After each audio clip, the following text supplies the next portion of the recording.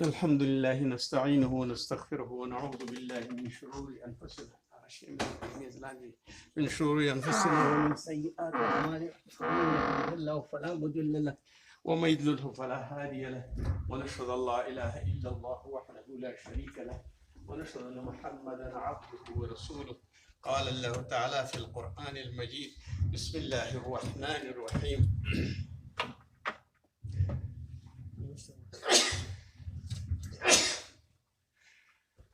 قال الله تعالى في القرآن المجيد: بسم الله الرحمن الرحيم. إن هذا القرآن يهدي للتي هي أقوم وبشر المؤمنين الذين يعملون الصالحات أن لهم أجرا كبيرا.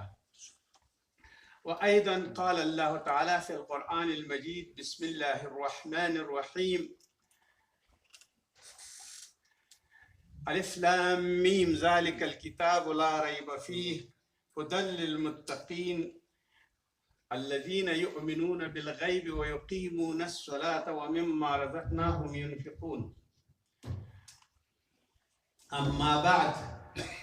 بسم الله الرحمن الرحيم. زمان ایمان او د کلمې ورونو الله تعالی مسرد ما د جنت باغونه په نصیب کا او د رسول الله صلی الله علیه وسلم شفاعت هم الله جل جلاله نصیب کا. موږ تاسو اوله جمعه کې حاکم، قاضي او خلیفہ د دې په باره کې آیاتونه د قرآن عظیم شان وویل. اوس نن دغه حاکم چې کله راځي دستور داسې دی نړۍ کې د ټولو خلکو دستور دا دی چې کله حاکم منځ ته راځي نو هغې سره به یو دستور وي او دستور العمل به ورسره وي، یا د قانون په نامه باندې چې یادېږي، او بیا یو قانون به اساسي وي او یو به وي، او بیا نور قوانین به د هغې زېږنده وي او هغه به په خپله باندې زېږول کېږي. مثال په طور باندې یو قانون به قانون اساسي نه وي او نور قوانین به مثلا قانون جزا به وي، قانون حقوق به وي، قانون مدني به وي، د ټولو شعبو جنګلاتو قانون به وي، د زراعت قانون به وي، د بیع او شراء قانون به وي، د اخیستلو او د غیر اخیستلو قانون به وي، د بازار او بزنس قانون به وي، بین المللي تجارتونه به وي، معاهدات به وي، دغه ټول قوانین د ډیپلوماسي به وي. اساسي قانون پورې به دا ټول نښتي وي او دا به کې زېږنده وي تېوتي وي او د ورځې او د وخت په مطابق څومره قوانینو ته چې نور ضرورت لري محاکم او قاضي او امیر ورته ضرورت لري یا حاکم د هغه وخت او زمان ورته ضرورت لري نو هغه قوانین به ټول پلي کېږي او د هغې نه به وځي. نن موږ تاسو په اوله جمعه کې موږ د حاکم په باره کې خبرې وکړې او الله جل جلاله حاکم دی، احکم الحاکمین دی او دې باندې مو ویل چې حکم هغه لره دی او بل څوک نشته دی چې حاکم وي، صرف الله جل جلاله حاکم دی او د نړۍ د کائناتو او بیا خصوصا د بشر دپاره او د یو ساکح موجود دپاره او د کوم خلیفه چې دی او د دې زېږنده چې ده د دې دپاره الله جل جلاله حاکم دی او دستور العمل به دا په عملي کوي. نن دا ویو چې د حاکمیت د قانون څه معنی؟ حاکمیت کله چې حاکم وي نو حکومت کوي نو قانون به موجود وي. اوس موږ تاسو د خدای حاکمیت وویو، اوس د هغې دپاره قانون څه دی؟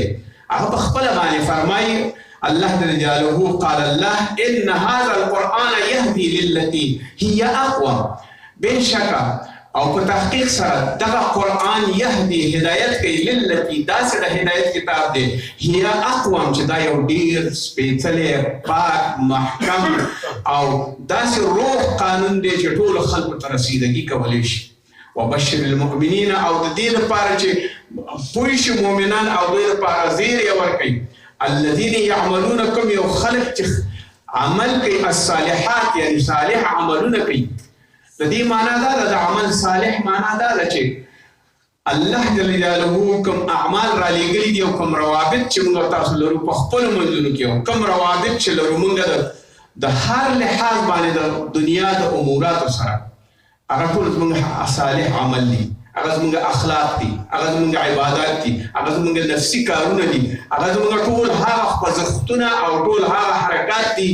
چې هغه الله جل جلاله موږ ته ښودلي دي. نو موږ به د صالحاتو په نامه باندې یادېږو لکه تحیة لله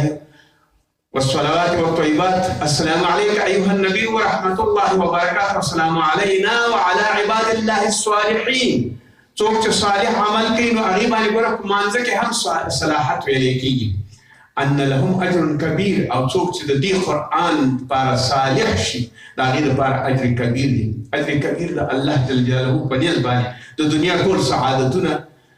د دنیا ټول جوړښتونه او د آخرت د قبر او د جنت ورکول د هغې تضمین کول دا د الله جل جلاله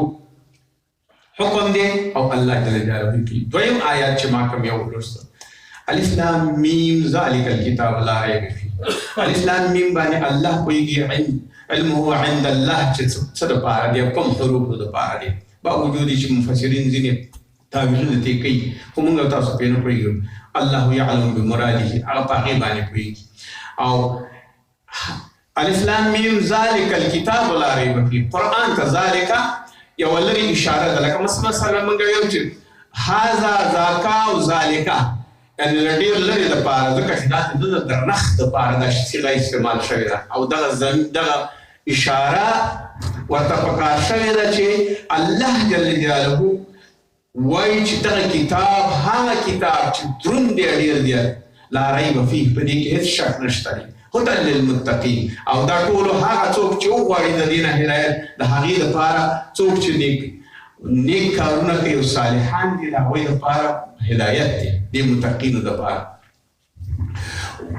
متقینو دپاره شو هدایت وسوي دا قرآن ولې بې شکه دی موږ تاسو الحمدلله کې ایاک نعبد و ایاک نستعین اهدنا الصراط المستقیم علما دا وایي چې الله جل جلاله قرآن د دې اهدنا الصراط المستقیم په باره کې الله نه وغوښته چې یا مونږ هدایت که سمې لارې ده الله ورته غون قرآن ورکړه او وحی کړه ورته چې دا هدایت شو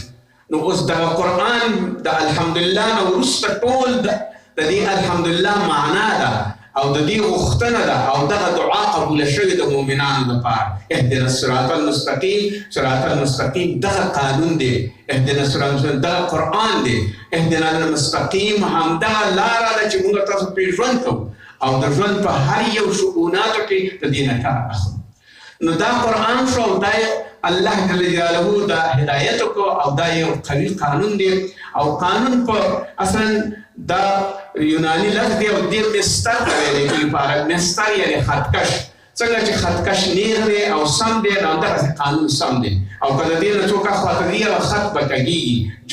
جرم به کوي غلط کارونه به کوي د هغې نه به ځي الله جل جلاله فرمایي یا ایها الذین آمنوا اذا جاءکم المؤمنات المهاجرات ای خلکو چې تاسو ته راشي هغه کم یو مؤمنانې ښځې مهاجرات فامتحنوهن هغې له امتحان واخلئ وګورئ چې د خدای په لاره باندې برابر دي او که نه کله چې برابر وي نو بیا ذلکم حکم الله دا د الله حکم دی یحکم بینکم والله علیم حکیم دا د قانون یو فقه ده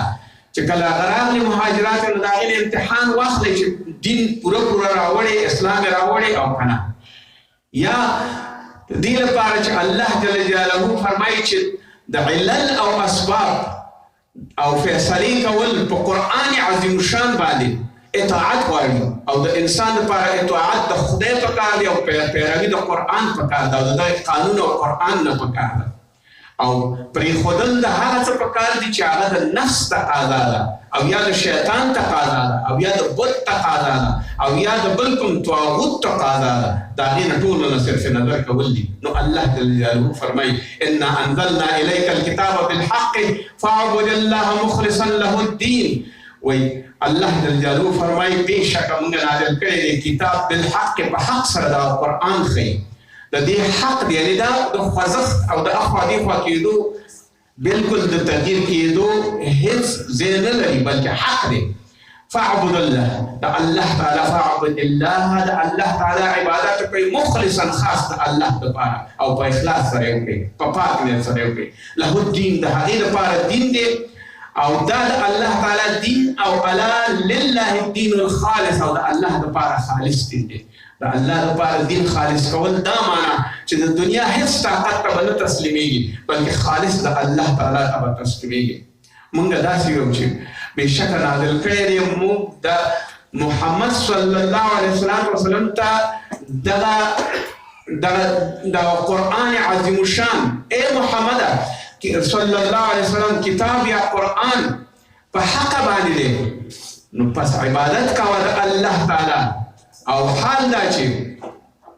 نور خلق د شیطانانو پسې ګرځېږي او طاغوتونو پسې ګرځېږي خو ته د هغې اطاعت مه کوه او صرف حکم خاص کوونکی د خپل الله ومنه الله ته د دین خپل له هغه څه پاک کا کوم یو چې شرکي کارونه او عملونه دي فلهذا دا د دین دپاره هغه اخلاص دی چې سړی وکړي او بیا فرمایي الله جل جلاله چې د شرک نه لرې شئ همدغه دین خالص دا دی چې شرک به نه کوې هېڅ وخت دا د سورة الزمر او آیات بیا فرمایي الله صلی الله علیه وسلم قل إن أمرت أن أعبد الله مخلصا له الدين وأمرت لأن أكون أول المسلمين ويا إني زكي ما أمرت ما مرشين أن أعبد الله الله تعالى عبادتكم مخلصا خاص له الدين وداغد فارد الدين أو دغطول كورنا داغد أمرت لأن أكون أول المسلمين أو دفارد ديش أول مسلمان وسيقوا سورة الزمر آيات دولسم أوكم إن هذا القرآن يهدي للتي أخذ أسرار السورة إن لسم آيات أو ألف لام ميم أول سفاري أو ياد سورة بقرة أول آيات تيجي ويشمخ بيا الله جل جلاله فرماي ولقد بعثنا في كل أمة رسولا أن يعبد الله يوم حكمة ذلك الله جل جلاله كلا خپل رسول او نبی را لیږي او خپل پیغمبر را لیږي نو د هغې سره به کتاب او دستور را لیږي مثال په طور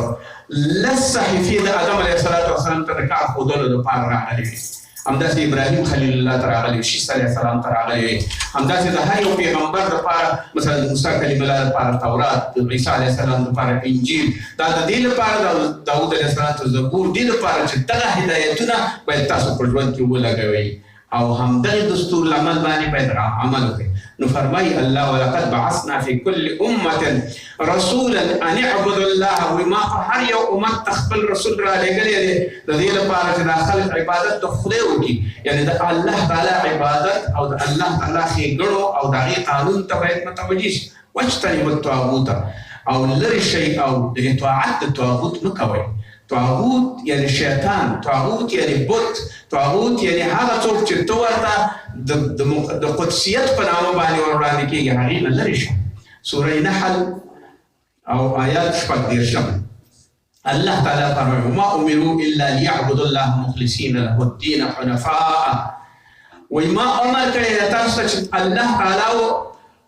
الله تعالی عبادت وکړئ مخلصین له الدین او خپل دین ته مخلص اوسېږئ حنفاء او بیا حنیف دین ته د ابراهیم خلیل الله چې کوم یو دین راوړی و د هغې دپاره تاسو باید برابر اوسېږئ او هماغسې وي زموږ او ستاسو دین حنیف په قرآن کې ذکر شوی دی سوره بینه او آیات 5 فرمایي الله اتبعوا ما انزل الیکم من ربکم ولا تتبعوا من دونه اولیاء تاسو متابعت کوئ د هغه څه چې رانازل شوي تاسو ته رب خپل ولا تتبعوا او هېڅ وخت اطاعت وکوئ او مه د هغو متابعت کوئ من دونه او بل څوک اولیاء او مشران مه نیسئ قلیلا ما تذکرون لږ شانتې پند واخلئ د دې نه الاعراف سوره آیات 3 فرمای الله جل جلاله ولئن اتبعت اهواءهم بعد ما جاء من العلم ما لك من الله من ولي واق الله جل جلاله فرمای چې ولئن اتبعت اهواءهم کچېرته تاسو متابعت کوئ د خپل هوا او هوس د خپل شهوات د خپل ذوق او شوق بعد ما جاءك من العلم وقت تاسو تراغي توحيد علم يا القرآن علم ما لك من الله من ولي ولا واق او تاسو بیا د هغې متابعت کوئ او پیروي د هوا کوئ تاسو ته هېڅ خلاصونکی نشته ستاسو دپاره هېڅ سازنده د کار نشته تاسو دپاره هېڅ نجات نشته فلهذا په همدغه لاره او په همدغه اسلوب باید روان شئ کوم یو چې قرآن او الله فرمایي بیا الله جل جلاله فرمایي په قرآن عظیم الشان کې وایي فرمایي چې کله انسان ثابت قدم شي او پیروي وکړي د الله او د خواهش نه لرې شي او د حدود الله تعالی متعال او د هغې منظوري او د هغې نظم ته خپل بشپړ اطاعت اظهار کړي او هیڅ تجاوز ونه کړي د هغې نه. نو فرمایي الله جل جلاله تلک حدود الله فلا تعتدوها. دغه د الله تعالی حدود او پولې دي، دغه پلوانونه د الله دي، دا حدود یې درته ټاکلي دي. فلا تعتدوها، د دې نه به نه وځي او د هغې مطابق به اوسېږي. ومن يتعد حدود الله او هغه څوک چې تعدا وکړي او ظلم وکړي د پولو د الله نه فاولئک هم الظالمون، دوه ظالمان خلک دي. دا ټول احکام داسې نازل شوي دې آیات کې داسې وایي چې کله به خلکو به طلاق ورکول نو هغې به بې د دې نه چې ورته رجعت وکړي، بې د دې نه چې ورته یو سم کار وکړي یا د طلاق هغه حدود او هغه اندازه مراعات کړي، مګر دوی به خپل تجاوزونه کول او په زنانو او په ښځو باندې به د خپلو حدودو او قواعدو د انګېرنې کولې او په هغې باندې به د خپل قوانین برابرول. نو الله جل جلاله ورته فرمایي کله تعداد ونه کوي چې کوم یو الله درته د طلاق او د نکاح په باره کې ویلي هماغسې کوئ. بیا فرمایي الله تعالی نو که چېرته تاسو دا وکئ او ورنه لاړ شئ او ورنه تېر شئ د دې نه تاسو ظالمان یې، یعنې د طلاق په برخه کې. آیت 209 او سوره بقره فرمایي الله جل جلاله تلک حدود الله ومن يتعد حدود الله فقد ظلم نفسه. او دغه چې دي حدود د الله دي او تاسو لا تدري لعل الله يحدث، او تاسو کله نه پوهېږئ بعد ذلك امر باندې نه پوهېږئ. دا د سوره طلاق آیات دی، اول آیات دی. یعنی کوم یو چې تاسو برابر اوسېږئ او برابري کوئ، دا رسول الله صلی الله علیه وسلم ته طلاق احکام راغلي په دې صورت کې. د طلاق د احکامو برابر هماغسې چې څنګه اوسېږئ الله درته وایي هماغسې به کوئ. یعنی ښځې د طلاق د عدت په وخت کې له کوره مه وباسئ، مګر هغه وخت چې بد او فاحش کارونه وکړي. ښځه طلاقه کړه په کور کې به یې ساتئ، که ولد یې خېټه باندې اولاد و هغه به زیږئ، بعد د هغې نه به بیا هغه ازاده وي ستا د کور نه به وځي. او که نه په طهر کې ورته عدت دا ورکړی او طلاق ورکړی نو 3 طهره به تېروي بعد د مرضۍ د ماهوارې نه. کله چې 3 طهره تېر کړه نو بعد د هغې نه به بیا تاسو ورته یو څه نفقه ورکوئ او قرآن وایي چې هغه به ورستوئ په ډېر قدر او عزت سره. هو که داسې و چې چېرته یې در سره فاحش کارونه کول او جنګونه او جګړې در سره کولې نو بیا یې د کوره وباسئ. او که داسې نه وي نو ښه خبره دا ده چې طلاق ورکئ نو کور کې وساتئ، سکنا او خوراک یې په تاسو باندې دی. نو دا حکم ده الله جل جلاله یې د ښځو په برخه کې. الله جل جلاله ښځو دومره قدر په قرآن کې ورکړی او دومره خلک ورته متوجه کړي چې څومره اندازې پورې د هغې ارزښت دی هماغومره د ښځې دپاره حق ورکړی دی. فلهذا الله جل جلاله فرمایي وتلك حدود الله وللكافرين عذاب أليم. او سوره مجادله دغه د الله تعالی حدود دي او دې کې عذاب الیم دي. او دا سوره مجادله 4 آیات دی. ځکه چې الله جل جلاله په سوره مجادله کې داسې وایي قال الله تعالی فمن سمع الله قول التي تجادلك في زوجها وتشتكي الى الله والله يسمع متحاوركما ان الله سميع بصير. رسول الله صلی الله علیه وسلم ته وایي چې زه اورم هغه څه چې تا سره تجادلك تا سره جګړې کې او لفظي شجرې در سره کوي او نزاع در سره کوي فی زوجها د خپل میړه په برخه کې وتشتکي او هغه الله ته شکایت کوي. والله يسمع محاوركما التحاوركما. الله تعالی ای پیغمبر ستاسو د دې ښځې دغه هر څه اوري چې په مابین ستاسو کې تېرېږي. ان الله سميع بصير. الله تعالی اورېدونکی دی او هم لیدونکی دی. الذين يظاهرون منكم من نسائهم. هغه څوک چې تظاهرون کله اعلان کې ورته چې ته زما باندې حرام یې او بیا ورته ووایي چې ستاسو د خپلې نکاح ښځو ته داسې ووایي چې ته په ما باندې حرامه یې لکه زما مور چې حرامه ده. من القول الزور. دا خو د دروغو قول دی. مثلا عربو کې به دا رواج و زهرک انت مثل زهر امي. ته په ما باندې داسې لکه زما د مور ملا، یعنی یو د محرماتو نه به د هغې سره مشابه کوله. یا لکه ستا مخ په ما باندې داسې دی لکه زما د مور مخ یا لکه زما د خور مخ. نو دا به کله چې به دا وویل نو دې ته به زهار ویل. دا د زهار هغه څه و چې ښځه به طلاقېدله او بې سرنوشته به پاتې کېدله بې د دې نه چې احکام طلاق پرې تطبیق شي. نو کله چې دا ورته وویل شو نو تظاهر یې وکړ وزوره دا خو وایي دروغ کول دی ځکه مور خو ستاسو کلام ښه کېدلی نه شي چې تاسو ورته انت مثل الزهر امي ته د ما دپاره د مور د شا غوندې دا خو کله نشته دا د دروغو قول دی ځکه دا خو ستا مور کېدلی نه شي او مور خو هغه ده مور کومه یوه ده ان امهاتکم الى اللائي ولدنهم مور د ستا چې ته یې وزېږولې وانهم ليقولون منکرا او دا د دروغو قول وي زور قول وي او دروغو قول وي او الله جل جلاله په دې باندې خفه کېږي من القول د قول نه وزوره او د دروغو قول وي فان الله جل جلاله عفو غفور عفو او غفور اصلا قصه دا وه چې کوم یو د آیات باندې وتلک حدود الله وللکافرین عذاب الیم دې لپاره عذاب دردناک دی نو اوس بن صامت خپلې ښځې ته وویل چې زهرک كظهر امي ستا ملا په ما باندې داسې ده یا ستا پشت په ما باندې داسې دی لکه زما د مور ملا او د هغې پشت او ملا نو ما باندې ته طلا یعنې دا لاړه خپل د مېرمنې دا اوس بن صامت چې کله ورته دا خبره وکړه چې ته ستا ملا په ما باندې د مور د ملا غوندې ده دا زهار شو نو هغې مېرمن خوله بنت ثعلبه نومېدله دا رسول الله صلی الله علیه وسلم فریاد لاړه چې ما ته خو اوس داسې وویلې چې ته زما د مور په ځای باندې رسول الله صلی الله علیه وسلم ورته وویل چې ما ته یوه خبره وکړه چې د الله جل جلاله په برابره وي نو رسول الله صلی الله علیه وسلم ما ته په دې باره کې څه نه دي راغلي تر اوسه پورې او یا دا چې زه انتظار کوم تر اوسه پورې ما ته په دې هکله باندې څه نه دي ویل شوي په لحاظه چې څه نه دي ویل شوي ما ته نو اوس زه داسې کوم چې الله جل جلاله ته انتظار کوم نو دې به ویل چې الله جل جلاله وایي چې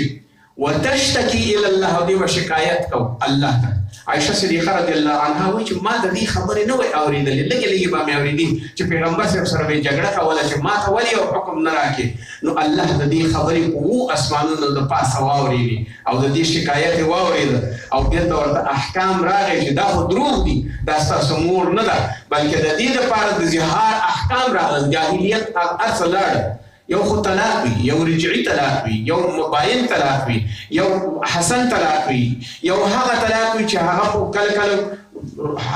خلع کوي یعنې ورته پیسې ورکوي او بیا کوي دا اظهار به په جاهلیت کې طلاق کېده په قرآن کې حکم نه و الله جل جلاله دا آیتونه نازل کړه چې دا خو ستاسو مور نشي کېدلی او کفاره یې ورته څه وټاکله کفاره یې ورته دا وکړه چې یا به یو غلام آزاد کړي او یا به 2 میاشتې مسلسل روژه نیسي او یا به شپېتو مسکینانو ته به ډوډۍ او غذا ورکړي نو کله چې دا اوس راوغوښته اوس چې ورته بن صامت چې راوغوښته رسول الله صلی الله علیه وسلم ورته دې درېواړو کارونو کې ته څه کوې الله تعالی دغسې حکم کړی نو ورته غلام آزادولی شو ما سره هېڅ شی نشته زه یو ضعیفه سړی یم بیا ورته ویل چې ښه چې آزادولی نه شي مسلسل 2 میاشتې روژه نیولی شي وویل نه دا هم نشي ویل که روژه مې نیولې شي د ورځې 3-4 ځلې ډوډۍ خورم او طعام خورم نو زه نشم کولی یو لږه باندې بیا ورته وویل چې ښه دا هم نشي کولی شپېتو مسکینانو ته ډوډۍ ورکولی شي خیرات کولی شي وایي نه دا هم نشم کولی نو ته څه کولی شي ورته ویل دا کولی شم چې ته ما سره مدد وکړي بیا رسول الله صلی الله علیه وسلم ورسره مدد وکړ او دی د کفارې نه خلاص شو فلهذا کله چې زهار ښځې ته وې او محرمات سره مشابه کې نو تر هغې پورې ورته نږدې کېدلی نه شي چې دا 3 کارونه دې نه کړي ځکه موږ تاسو ته عبث ښکاره کېږي ورته ته زما مور یې ته زما خور یې دا زهار دی او د دې زهار دپاره بیا هر کله چې زهار پوره شي نو بعد هغې نه بیا خپلې ښځې ته نږدې کېدلی شي دا وتلک حدود الله وللکافرین عذاب الیم او دې دا حدود د الله دي او هغه څوک چې د دې نه منکر وي هغې لپاره عذاب جهنم دی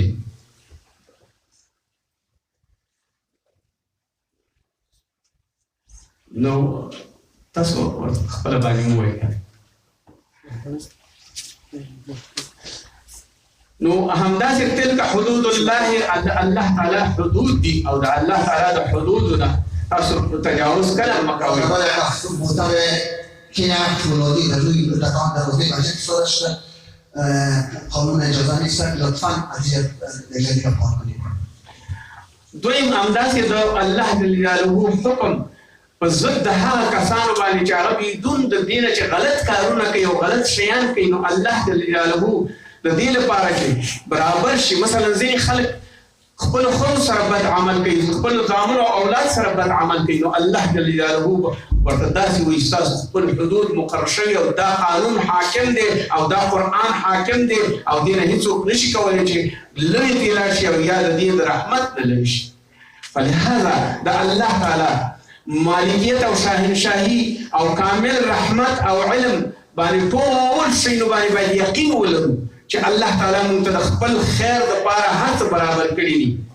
که موږ تاسو غلا کوو، که موږ تاسو زنا کوو، که موږ تاسو بد عملونه کوو، که موږ تاسو ښه کارونه کوو، د هیچا حکم باید ونه منو، صرف د الله تعالی حکم ومنو. بیا چې کله د الله حکم ومنو نو الله جل جلاله فرمایي ومن لم يحكم بما انزل الله فاولئك هم الكافرون. هغه څوک چې غیر د الله نه حکم کوي هغه داسې دي لکه کافران. بني نذیر او بني قریظه دوه قبیلې وي. کله چې د بني نذیر کې مړی چا وکړ نو بني قریظه دوه کسان بیا حلالول او په هغې باندې بیا قصاص کول. دیت به یې دوه چنده اخیستل. کله چې غلام مړ شو په بني نذیر کې د بني قریظه نه به ظالمانو هغه به حر سړی یا آزاد سړی به مړ کړ. فلهذا دا امتیازونه او یا به چې کله زنا وشوه نو د یو مشر د یو شهزاده سړي بیا سر بیا کل کړه او خره باندې بیا سور کړه، دا د جزا وه. او کله به چې غریب سړي د بني قریظه سړي به زنا وکړه هغه بیا سنګسار کو، هغه بیا رجم کو، ځکه په تورات کې دا موجود. نو الله جل جلاله ورته من لم يحكم بما انزل الله. کله چې محمد صلی الله علیه وسلم مدینې ته لاړ او ورته واقعه راغله نو د یهودو او نصاراو ته ستاسو په تورات کې دا دي، دا حکم عملي کړ. او کله چې عملي کړو دا د تورات حکم و چې باید زنا باندې سړی شي او دوی به دا تېروله، نازولې به بیلو او غیر نازولې به بیلو، یو به رټل او یو به منل، یو به امتیاز او یو بلو. د الله تعالی د قانون پروا نه کوله. نو الله جل جلاله ورته دا شي محمد صلی الله علیه وسلم ورته فیصله وکړه او قانون د قرآن ورته ویو چې بیا الحر بالحر والعبد بالعبد والانثى بالانثى فمن عفي له من اخيه شيء فاتباع بالمعروف واداء اليه باحسان. حر به حر وجل کیږي، غلام به غلام وجل کیږي، ښځه به ښځه وجل کیږي. امتیاز به نه لري چې د بني قریظه سړی غریب دی دا به دوه وجل کیږي او د بني نذیر سړی معتبر دی هغه به په خره باندې سپریږي. نه، زنا کې به رجم ورکول کیږي او د قتل په مقابل کې به قتلیږي. دغه نن تاسو چې موږ تاسو ګورو دا قتلونه کوم یو دغه قتلونه د یهودانو په وخت کې او هغه باندې داسې بدبختي راغله چې ټول دنیا یې پرې راغونډه کړه او بالاخره د مدینې او د مدینې منورې نه ووتل، د ټولو مملکتونو نه ووتل، انزجار باندې شو ځکه قتلونه یې کول. دغه موضوع اوس نن موږ تاسو کیسه به روانه ده. که سوریه کې قتلونه دي، که یمن کې قتلونه دي، که افغانستان کې قتلونه دي، که عراق کې قتلونه دي، دا ټوله ګناه مونږ ته د دې رسلې زموږ اعمال به څه وي. ځان ته په خوله یو مسلمان او د ننه زړه د یو لیهو وي، د ننه زړه د یو شرمخ وي، د ننه زړه د یو زمري وي، د ننه زړه د یو شیر وي. هغه د دې لپاره چې ستا وینې څکو، ستا غوښې خورو، تا خورو او خپل ځان ته مسلمان یو په سټیجونو باندې خېږو او ځان د مسلمانۍ دعوه کوو. کله چې قتل اضافه شي، کله چې زنا اضافه شي، کله چې د طلاق حکم ونشي، کله چې رجعت حکم ونشي، کله چې د خدای قانون مطابق نشي، هلته تطبیق نشي او موږ دیموکراسي راوړه. دیموکراسي دې ته وایي چې د هر چا لور چې څنګه استعمالي هغسې استعمالوه، د چا زوی چې څنګه استعمالي هغسې استعمالوه، چا ته چې چوکۍ ورکړې هغې ته یې ورکوه، چا نه چې بدن اخلي هغې نه اخله. آیا د ښځو که بیا څه نه ویلې نو بیا ورپسې بمونو مور راوړه او ورباندې استعمال یې کړه، ځکه چې د هغه ملک او د هغه ملت حریت او خاوره بالکل د منځه لاړه شي. دا د دې ټولې دنیا دستور ګرځېدلی ځکه چې د خدای د قرآن نه لرې شوي دي. او الله جل جلاله ورته وایي چې که دا حکم وکړ تاسو د کافران یې او تاسو به د دنیا نه کافر ځئ او الله جل جلاله نه خلاص کړی نه شئ. دې قبر ته به ورځئ که نه الله به در باندې څه کوي. ومن لم يحكم بما انزل الله فاولئك هم الفاسقون. سوره مائده آیات 40 که څوک د الله تعالی په قرآن باندې حکم نه کوي او برابر یې نه کوي نو هغه فاسقان دي. هغه داسې فاسقان دي لکه څنګه چې عیسویان فاسقان شوي وو، لکه څنګه چې یهودان فاسقان شوي وو. د انجیل حکم یې نه منل، د تورات حکم یې نه منل، د زنا په ټکي باندې یا د رجم او د سنګسارۍ په ټکي باندې به ګوته ایښودله چې دا پکې نشته دي، نازولې یې بېل دي. بیا د دې نه الله جل جلاله افحکم الجاهلیة یبغون ومن احسن من الله حکما لقوم یوقنون. د جاهلیت حکمونه پرېږدئ، خپلو ځانونو حق مه جوړوئ او هر چا نه ځان نه بیخي یو شخصیت مه جوړوئ. شخصیت به د الله په لیز باندې وي. وتعز من تشاء وتذل من تشاء بیدک الخیر. دا د هغې د چا د پیسې دپاره طمع کېږئ مه. عزت خدای درکوي. د چا د یو چوکۍ دپاره طمع مه کوئ. د چا د یو احسان دپاره طمع مه کوئ. د چا د دې دپاره طمع مه کوئ چې تا ته به یو څه لاس درکړي او ودرېږي چې پلانې فیصله به درته وکړي او پلانې فیصله. تعز من تشاء وتذل. دا د خدای تعالی دی. او په دې ایمان ولرئ او کله چې ایمان ولر او ایمان هم کامل شو، الله بیا در سره په کور کې هم دی، الله بیا در سره په دفتر کې هم دی، الله بیا در سره په ګاډي او په موټر کې هم دی، الله در سره په سفر کې هم دی او الله در سره په حضر کې هم دی. کله به بیا بې باکۍ ته پرېږدي. ای مسلمانه بیا به شهزاده د نړۍ او د ټولې دنیا او جهان شهزاده وئ. خو که دا کارونه نه کوي، الله به دې رسوا کوي او همیش دپاره به د خدای د لارې نه چې لرې شوي نو د شیطان په لاره به روانې او د شیطان په لاره به داسې روانې چې څېره به دې هم د کتو نه وي، عمل به دې هم د کتو نه وي، گفتار او خبرې به دې هم د کتو نه وي. ولو که هر څومره لافې وکړي او هر څومره اشارې وکړي او هر څومره منطق او دلایل او فلسفه استعمال کړي. ربنا آتنا فی الدنیا حسنه وفي الآخرة حسنه وقنا عذاب النار.